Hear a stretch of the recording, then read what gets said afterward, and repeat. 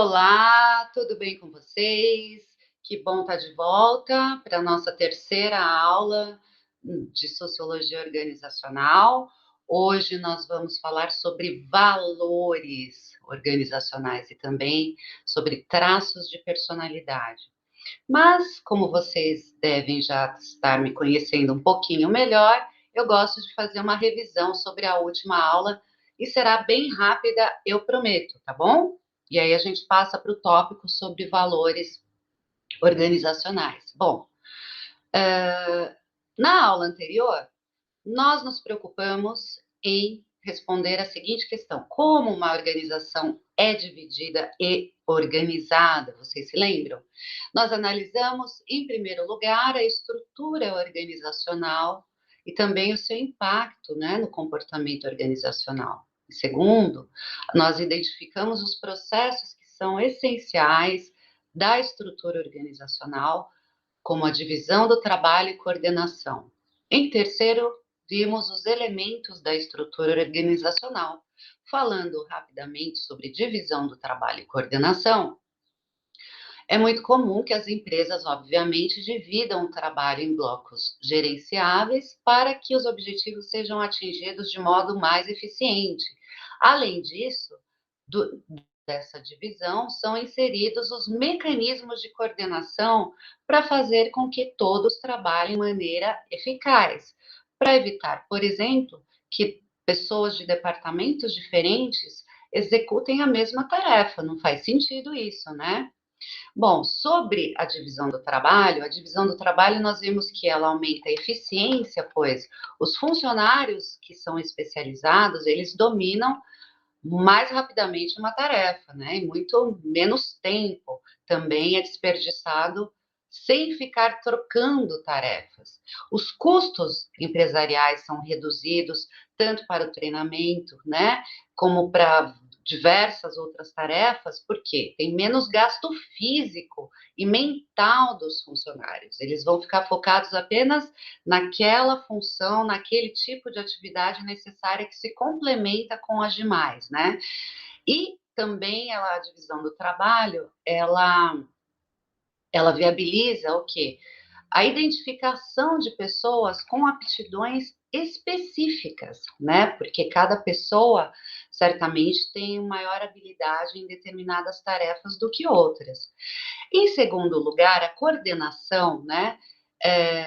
Ela precisa acontecer justamente, então, para que não haja desalinhamento do trabalho em mesmo departamento e não haja duplicidade de tarefas.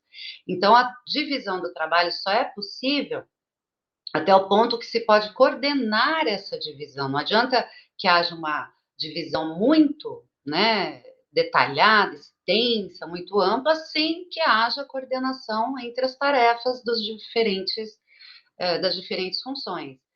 Isso certamente custaria muito caro uma organização, né? Você dividir demais as funções, especializações entre os indivíduos que trabalham numa empresa e não ter coordenação. Então, é fundamental, né, que haja coordenação para empreendimentos conjuntos. Nós vimos os elementos da estrutura organizacional também. Quais são? Amplitude de controle ou amplitude de gestão, centralização, formalização e departamentalização. Com relação à amplitude de controle, vimos que ela pode ser menor ou maior, e ela está relacionada ao número de pessoas que se reportam diretamente ao quê? Ao próximo nível da hierarquia dentro de uma organização. Uma amplitude menor, ela normalmente tem o quê? Mais níveis, né? Porque as pessoas elas precisam se relacionar com superiores que estejam, né, sempre em outros níveis acima dela. Já a amplitude maior, ela possui mais membros que se relacionam com o seu superior. Tanto a amplitude menor como a amplitude maior, elas estão relacionadas a certos fatores, né? Quais são eles? Por exemplo, equipes que são autodirigidas, que possuem habilidades padronizadas e que possuem treinamento e processos por meio da comunicação informal, por exemplo, como médicos, advogados, né? A supervisão, nesse caso, desses tipos de funcionários, ela é menos necessária. Então, a hierarquia formal, ela acaba ficando em segundo plano. Em tarefas rotineiras também, porque essas tarefas, elas exigem menos orientações, as pessoas já estão mais acostumadas com as regras estipuladas, com a rotina do trabalho. Do outro lado, novas tarefas mais complexas, elas já exigem uma amplitude menor, certo? Por que uma amplitude menor? Porque os funcionários, eles vão precisar de mais orientações de superiores nessas tarefas complexas. E quando há interdependência entre funcionários e equipe, também é necessário que haja mais supervisão. Quando existe mais dependência entre, né? Interdependência no sentido de conexão necessária entre os diversas equipes, com seus superiores, é preciso, não existe autonomia, muita autonomia no trabalho, mas um projeto que exija muitas conexões, certamente ele vai precisar de mais supervisão. Então, porque ele vai precisar de mais feedbacks, mais retorno, né, dos resultados que vão ocorrendo ao longo do processo do projeto. Então, nesse caso, também é muito provável que a amplitude acabe sendo menor, ou seja, que ela tenha mais níveis hierárquicos, tá? Então, a maneira também de ler uma amplitude é pensando como ela sendo uma estrutura alta versus uma estrutura plana. A estrutura alta, como nós já vimos, ela tem uma amplitude menor, né? Tem um número maior de gestores e mais camadas hierárquicas, enquanto a estrutura plana possui uma amplitude maior, há mais subordinados por gestor e há uma certa remoção de camadas gerenciais, tá? Bom, um segundo elemento da estrutura organizacional diz respeito à centralização e descentralização, que também está relacionado à estrutura plana versus a estrutura hierárquica menor, ou seja, você tem centralização, de decisão encontra-se concentrada no topo da hierarquia. Então, há um pequeno número de pessoas comandando lá todas as tarefas, e a maioria das organizações acabam se iniciando com uma estrutura centralizada, certo? Os altos executivos não são capazes de tomar as decisões sozinhos, principalmente quando a empresa cresce muito, né? Então eles começam o que? A descentralizar decisões. E esse nível de centralização e descentralização vai depender de diversos fatores. Um segundo elemento da estrutura organizacional, a gente viu que diz respeito à formalização, que é a padronização do comportamento mediante as regras e os procedimentos formais que passam a existir para coordenar todo o trabalho. E nós demos como exemplo, e vimos também no texto, que a padronização é muito comum em redes de fast food, né? Inclusive na quantidade de mostarda, no tempo de fritura das batatas, do hambúrguer, né? Normalmente ocorre em empresas mais antigas, maiores, né, devido à legislação complexa de segurança patrimonial do trabalho, da contabilidade, isso acaba induzindo a formalização devido ao complexo de processos existentes. Imagina só, né, haver um tipo de, de, de adaptação de um projeto sempre, né, a uma legislação, e isso tornaria tudo muito complexo. Não, quando você tem tudo certinho, já vai diretamente encaixado no padrão exigido pela legislação de segurança patrimonial do trabalho. O problema é que isso diminui a flexibilidade, acaba gerando insatisfação e estresse também, né? E quando as regras viram o principal foco, a organização pode sim perder produtividade, porque os funcionários acabam se tornando insatisfeitos. Nós vimos também parte dos elementos da estrutura organizacional, que eles se ordenam, né, em estrutura mecanicista e orgânica. A mecanicista é justamente aquela com amplitude de controle estreita, alta centralização, alta formalização, e a estrutura orgânica, por sua vez, é marcada pela amplitude de controle ampla, alta descentralização e baixa formalização.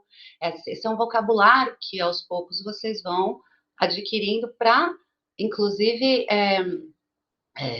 compreender toda essa estrutura, a estrutura de cada uma das organizações que vocês forem analisar, estudar ao longo do curso e da vida de vocês, né? E tem muito a ver também, é importante conhecer isso, e que isso esteja assim, se torne uma coisa comum ao longo da vida de vocês, porque vai definir muitas vezes o tipo de organização a qual vocês vão se adaptar melhor. E isso tem a ver com o que a gente vai discutir na sequência, que são os valores e a personalidade, os traços de personalidades individuais, tá bom?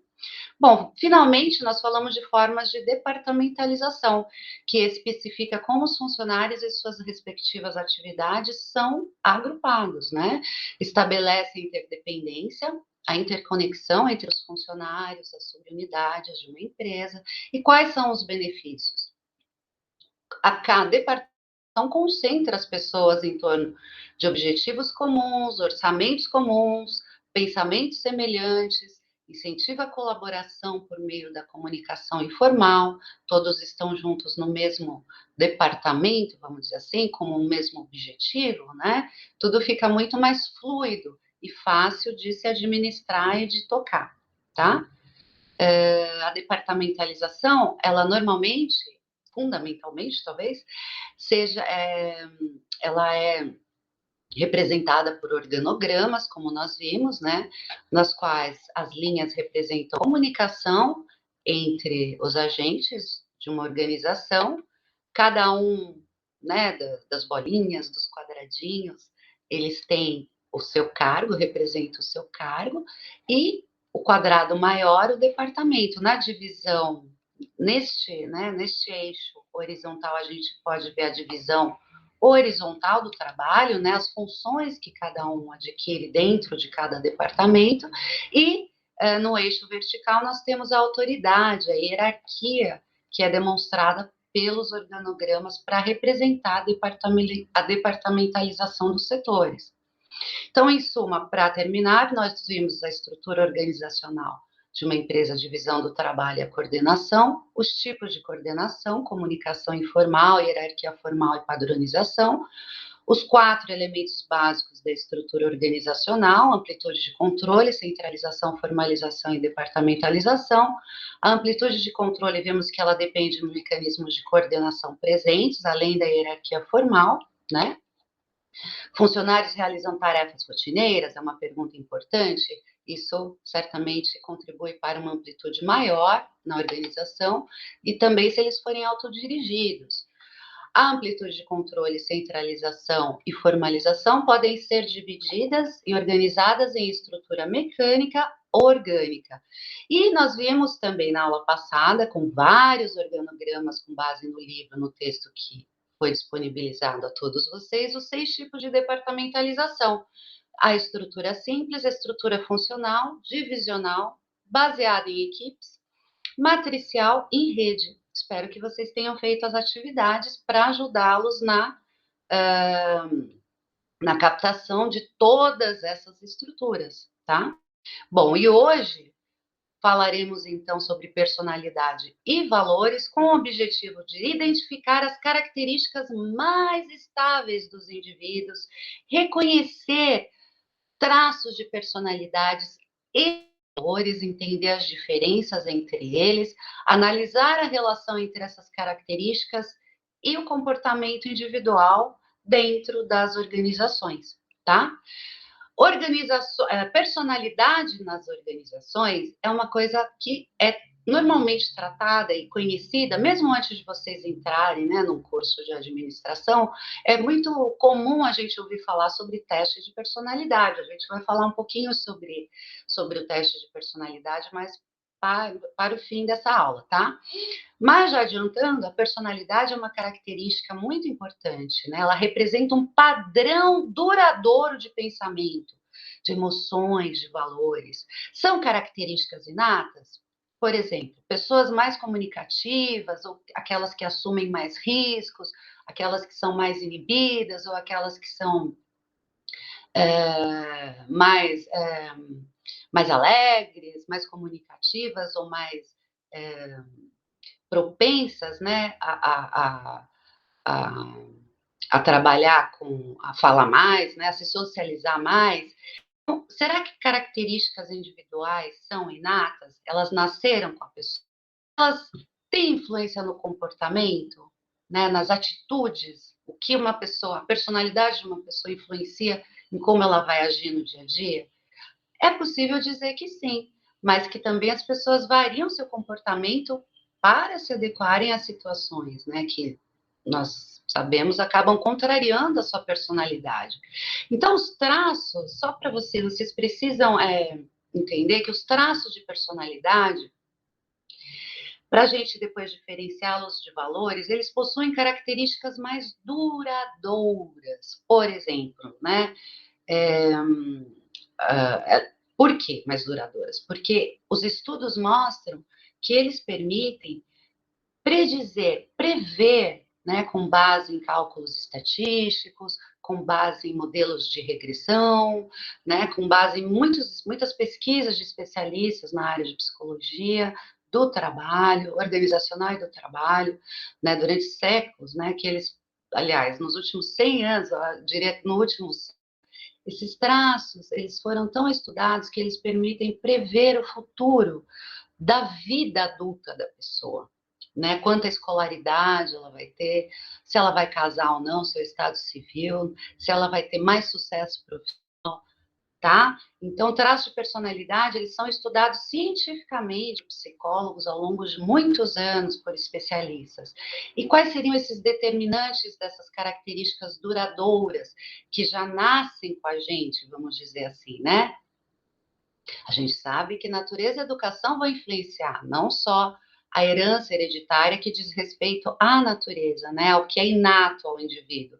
Então, um exemplo que o livro traz, que o texto nos traz, que eu achei bastante interessante, é dos gêmeos Jim de Ohio, que se encontraram aos 39 anos, né?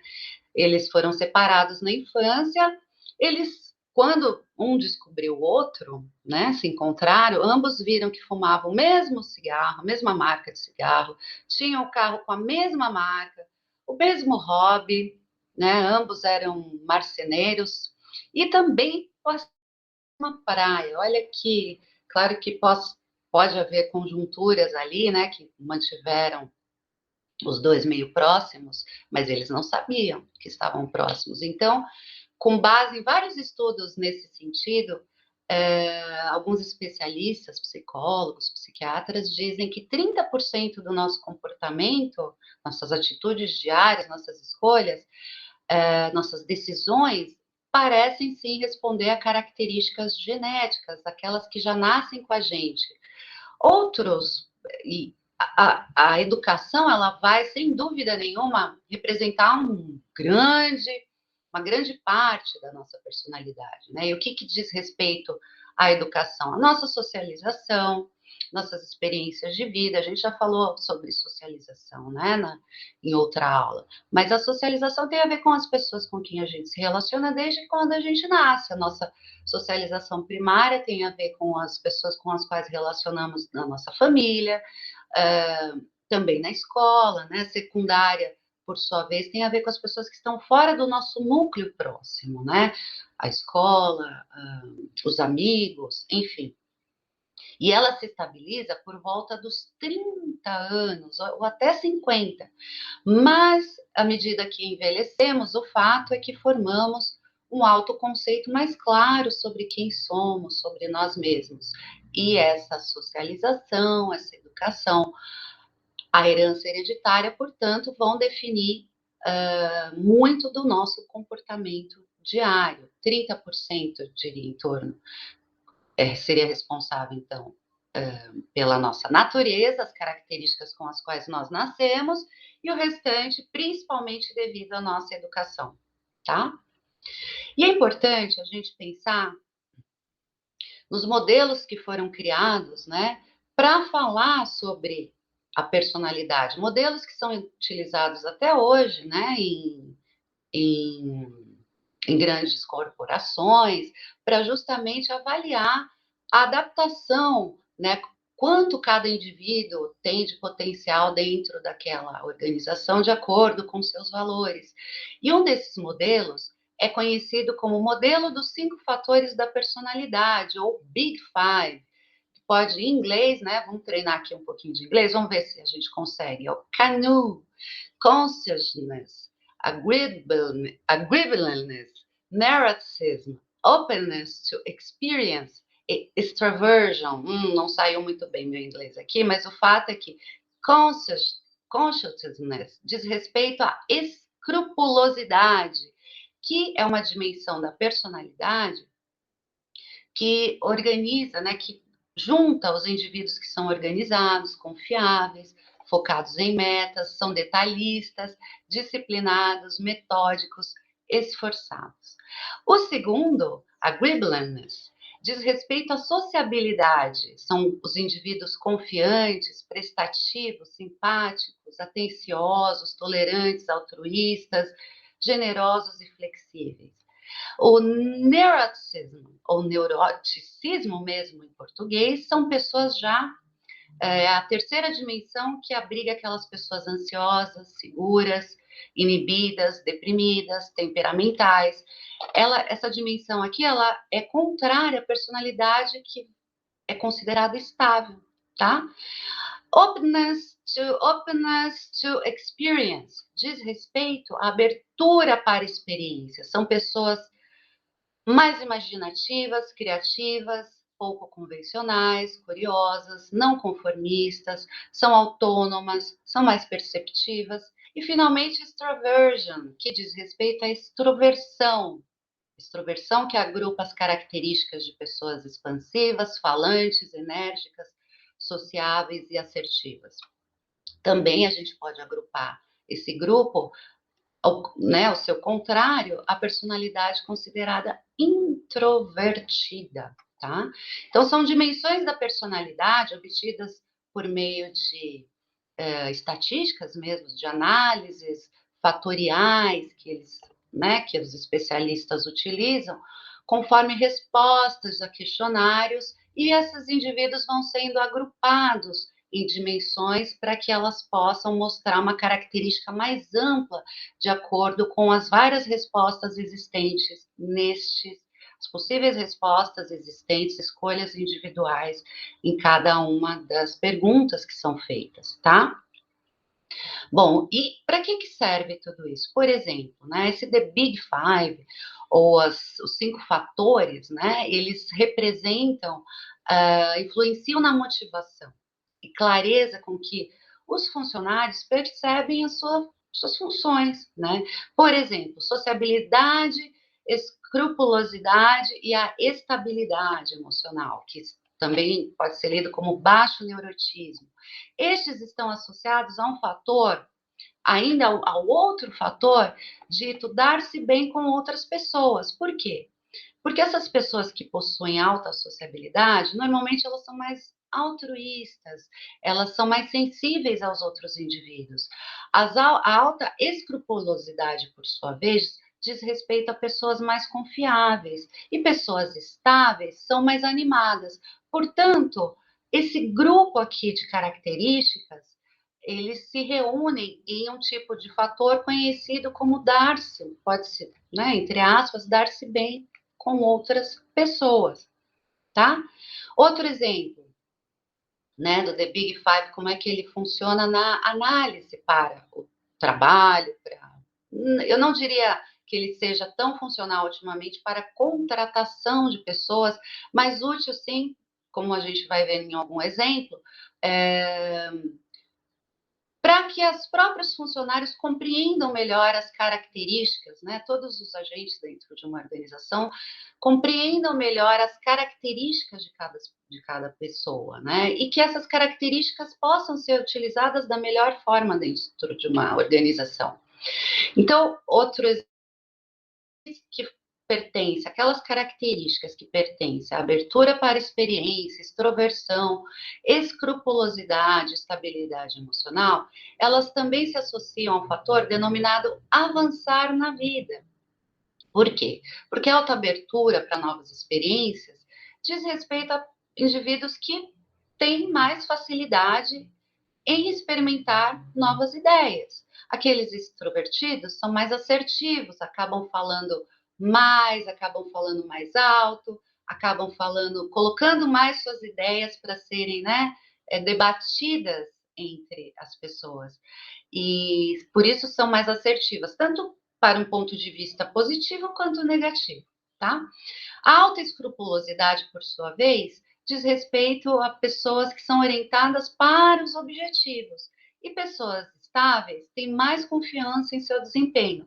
Portanto, reunindo essas 4 características, elas podem, né, ser agrupadas num fator também pensado, organizado, construído quantitativamente a partir de questionários, chamado avançar na vida, tá? A escrupulosidade e estabilidade emocional já prevêem melhor o que? O desempenho em todos os grupos de trabalho. A escrupulosidade, a personalidade, lembra que descreve as pessoas que são prudentes, né? São confiáveis, são autodisciplinadas. Então, são pessoas que criam disposição para o cumprimento de regras estabelecidas. Elas possuem objetivos maiores, são mais motivadas e possuem expectativas pessoais maiores. E por isso elas trabalham melhor em ambientes com mais liberdade, tá? Já a estabilidade, ela é o contrário do quê? Do neuroticismo, que é a dimensão da personalidade que descreve aquelas pessoas com alto nível, né? Ou altos níveis de ansiedade, hostilidade, depressão, inibição. E por isso a pessoa estável, ao contrário, ela já consegue alocar recursos para realizar tarefas. Então, escrupulosidade e estabilidade acabam ajudando na previsão do desempenho em grupos de trabalho, ok? Já 3 outras dimensões, como extroversão, sociabilidade e a grande abertura para experiências, elas estão organizadas de modo mais específico, assim, no quesito habilidades. Vamos dizer que a extroversão, ela está diretamente relacionada ao trabalho de venda em gestão. Por quê? Pessoas mais extrovertidas acabam conseguindo influenciar melhor as demais. Já a sociabilidade, ela tem um desempenho, ela produz um desempenho mais cooperativo no trabalho. Principalmente, ela é importante naquelas situações onde haja conflito e necessite de resoluções entre as pessoas. Ser sociável é fundamental para esse tipo de resolução, né, para conflitos dentro da organização. E a abertura para experiências, sem dúvida nenhuma, ela está associada a pessoas que são mais criativas, né, que são adaptáveis às mudanças. Bom, mas o The Big Five, eu diria, ele não é totalmente apoiado, embora seja utilizado, sim, como eu disse, para ajudar dentro da organização, do próprio relacionamento entre pessoas com características diferentes dentro de uma empresa, com traços de personalidade diferentes, e o modelo ele não é o mais utilizado na prática. Existe outro, né, ainda mais, eu diria, mais praticado até para seleção mesmo de pessoas, né, de pessoal, que tem como base a teoria junguiana da personalidade. Acho que muitos de vocês já ouviram falar de um psiquiatra muito famoso suíço, conhecido como Carl Jung, certo? Ele diz que a personalidade é representada por preferências dos indivíduos com relação à sua percepção e julgamento de informações. A gente vai entender isso melhor. Então, percepção. Como as pessoas percebem o mundo ao redor? Essa é a questão, né? O modo como as pessoas reúnem, como as pessoas reúnem ações. Esta é isso que ele primeiro pretende responder na sua teoria. Segundo Jung, as informações elas ocorrem por meio de 2 orientações principais, quais sejam a sensação e a intuição. A sensação, ela vai criar tipos sensoriais, enquanto a intuição, ela vai criar ou produzir tipos intuitivos. De que se trata essa sensação? Justamente da informação organizada, adquirida por meio dos nossos 5 sentidos. Então, as pessoas são mais focadas, né? Como elas sentem coisas imediatas, elas estão com base nos seus sentidos mesmo, né? Tato, paladar, audição. Ora, elas são mais focadas no presente, no aqui e no agora. Já os tipos intuitivos, eles têm a sua intuição fundamentada na perspicácia e em experiências jamais subjetivas, não palpáveis, não concretas. E são pessoas, por isso, consideradas mais focadas em uma perspectiva futura, de longo prazo. Olha que interessante, né? A outra questão dele, né, que justamente se refere a como as pessoas representam suas experiências, deve ao julgamento de informações, o modo que elas julgam ou processam essas informações. E isso ocorre de duas maneiras. A primeira é racional, diz respeito à razão, à lógica racional de causa e efeito. Pessoas eu diria, do tipo racionais, né? Elas têm, então, uma tendência a sempre pensar no efeito, nos resultados como causa e consequência, né? O que determina determinados resultados com base sistemática de informações. Então, são pessoas que tendem a observar dados antes de tomar decisões. E já pessoas que julgam por sentimento, ou são os tipos sentimentais, né? As respostas são emocionais para as opções apresentadas, tá? Não racionais, não baseadas em dados, em análise de padrões, né? Mas apresentadas com base em sentimento. Né? E as escolhas também são feitas de modo que elas pensam em como essas escolhas podem afetar outras escolhas. Por isso são lidas como pessoas sentimentais, tá?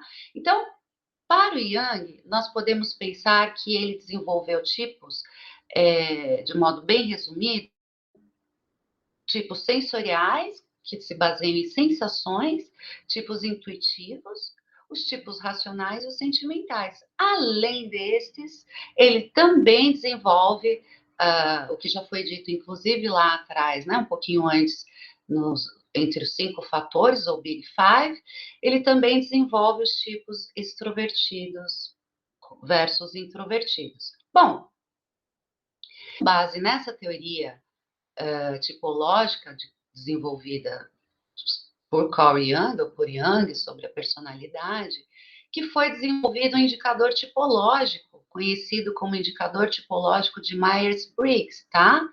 Além desses traços identificados por Jung, ele também mede categorias ainda mais amplas da percepção, do julgamento, que representam a atitude de uma pessoa em relação ao mundo à sua volta, ao mundo exterior.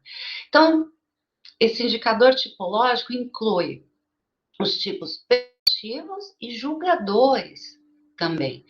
E quais são as características desses tipos perceptivos? São indivíduos abertos, curiosos, flexíveis, as opções estão sempre em aberto, tá? Preferem se adaptar espontaneamente aos eventos.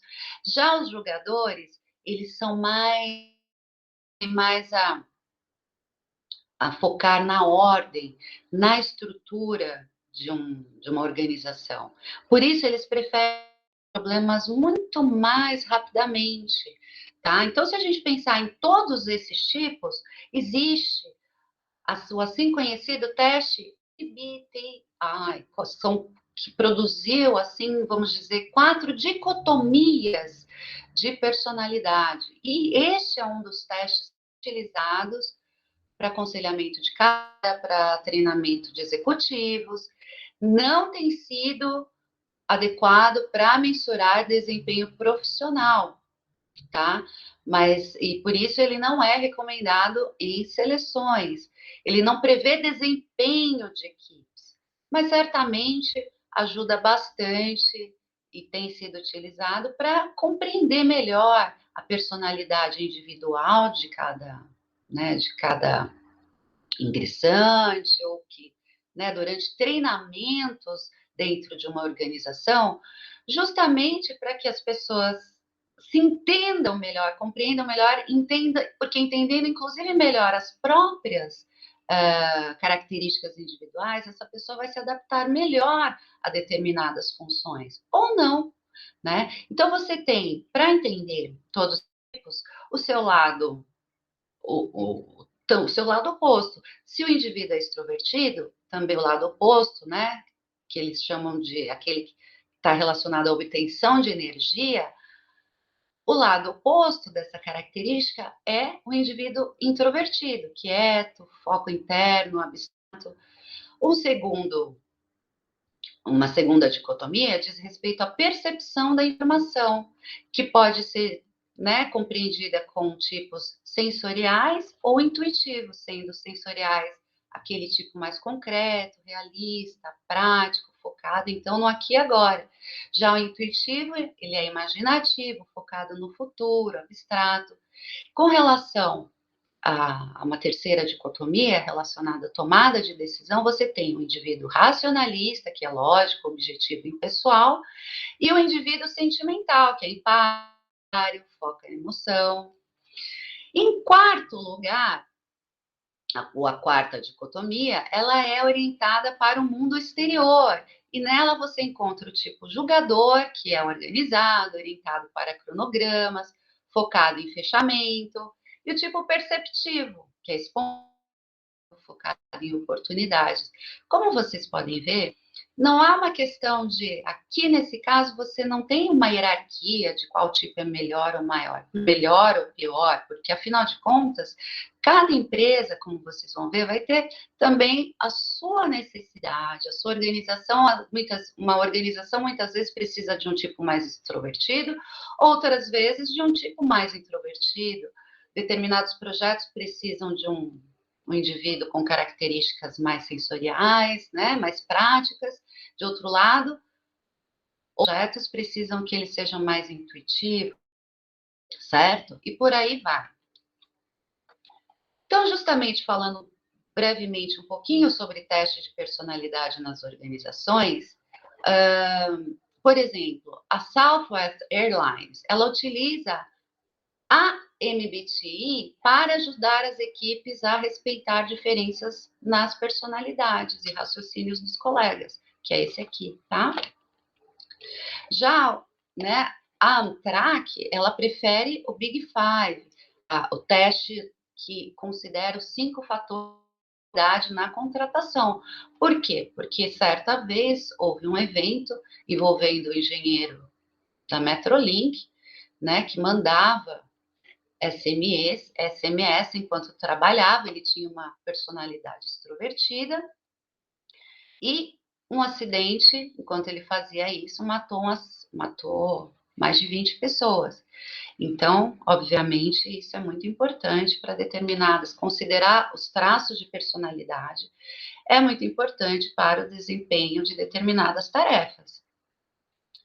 Outro tópico fundamental para vocês entenderem melhor o que são traços de personalidade e o que são valores, diz respeito justamente a crenças estáveis e a que guiam nossas preferências em diversas situações, que são os valores, tá? Considerados o quê? Valor é muito importante vocês entenderem, né? Porque os valores, eles são percepções conscientes já acerca de bem, do mal, do ruim, do certo, do errado. Ele corresponde a uma bússola moral, tá?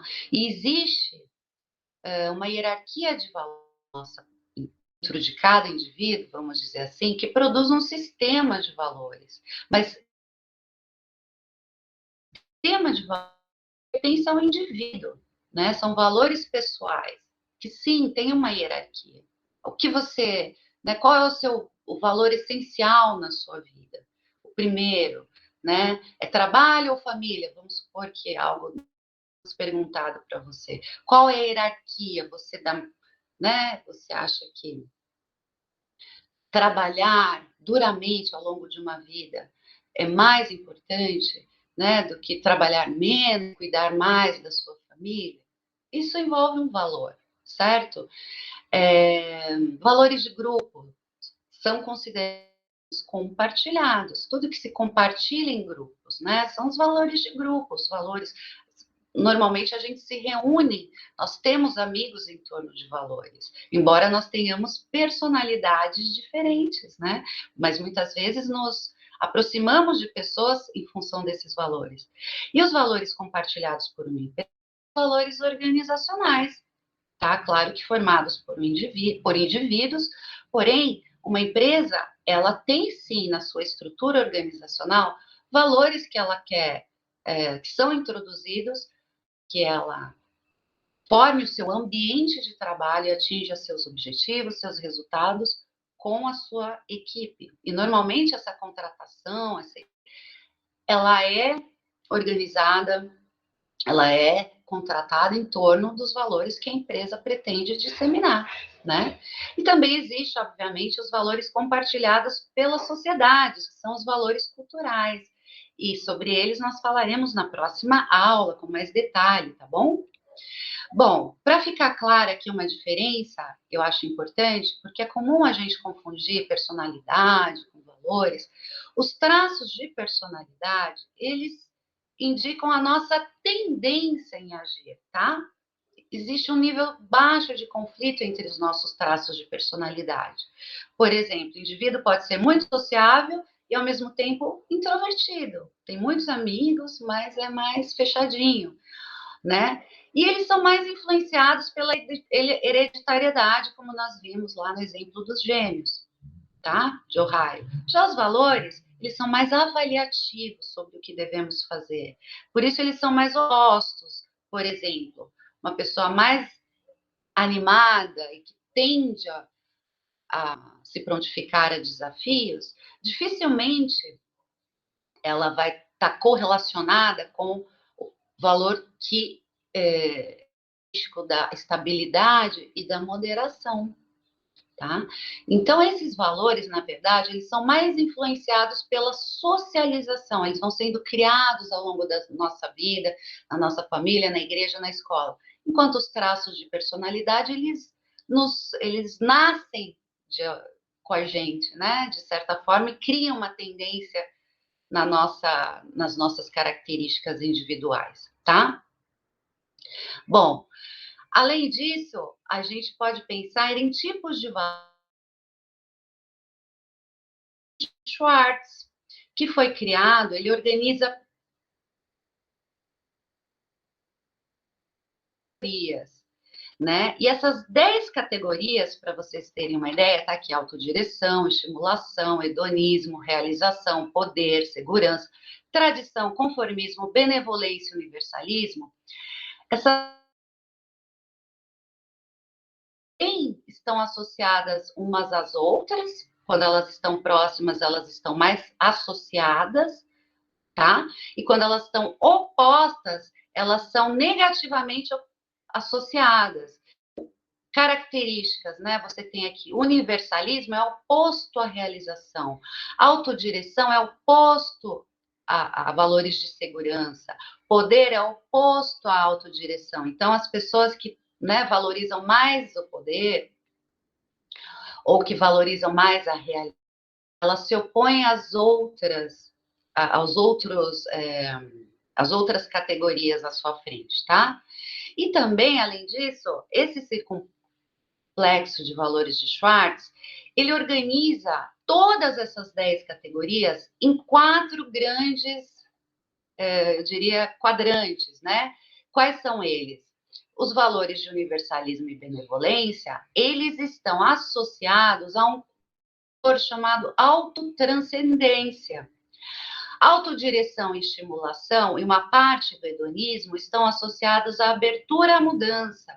Uma parte também dessa valorização do hedonismo como valor, né, a realização e o poder estão associados à autovalorização, enquanto segurança, tradição e conformismo formam um outro quadrante, que é o conservadorismo.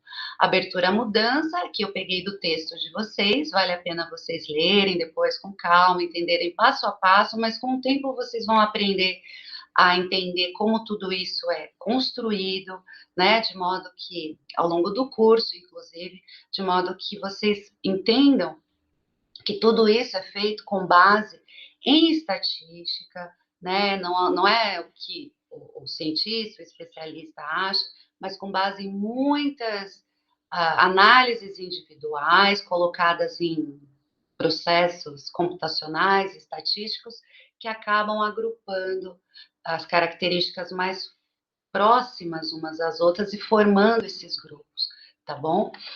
Então, nós temos aqui os quatro quadrantes, né, que dizem respeito à abertura à mudança, o conservadorismo, autovalorização e autotranscendência, tá? E pensando que um é oposto ao outro. Então, o conservadorismo aqui é oposto à abertura à mudança e a autovalorização é oposta à autotranscendência, ok?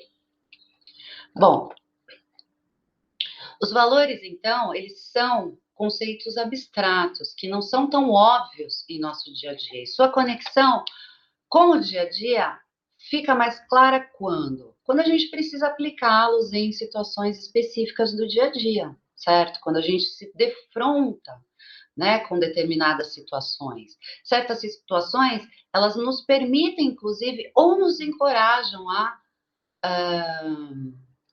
a mostrar quem somos, nossos valores.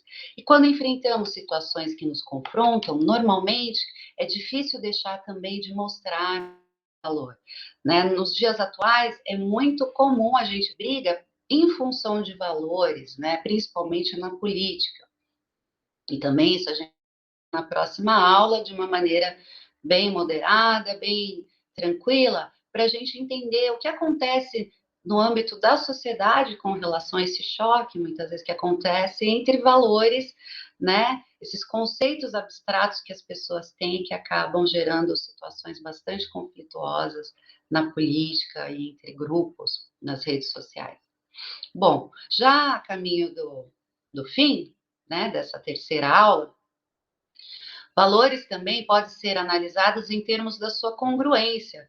O que é uma congruência, né? Uma congruência de valores. Diz respeito justamente à semelhança entre a hierarquia de uma organização e a hierarquia de valores pessoais do indivíduo, né? Quando esses valores, essa hierarquia, essas de preferências, vamos dizer assim, né? Desses sistemas de valores coincidem, né? O que é mais importante para o indivíduo, o que é mais importante para a empresa.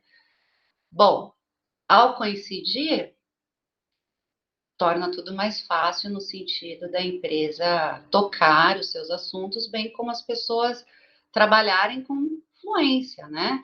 Pode gerar maior satisfação, lealdade, as decisões são mais consistentes com o objetivo organizacional, existe um menor estresse e rotatividade de funcionários, e a realização, né, também torna-se mais difícil no sentido de é importante viver com fidelidade, né, na nossa vida. O contrário disso, com fidelidade aos nossos valores. O contrário disso pode tornar a nossa realização bastante complicada, nossa realização pessoal, né?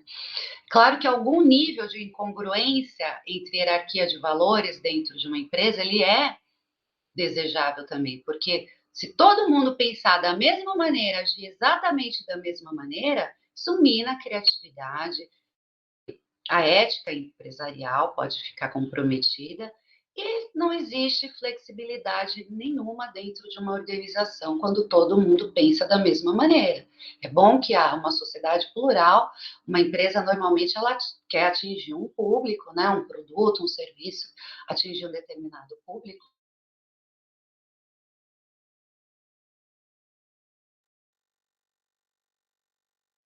Personalidade. Porém, a nossa sociedade sendo bastante plural, é fundamental, sim, que qualquer que seja a organização, ela tenha diferentes pontos de vista para que a empresa, inclusive, possa crescer, né? Bom, é isso. Essa foi a aula de hoje. Eu espero que vocês tenham aproveitado e nos veremos, então, na quarta aula para tratarmos de cultura, tá bom? Cultura organizacional, que está bastante relacionada com a aula de hoje. Um beijo, um abraço a todos e até lá!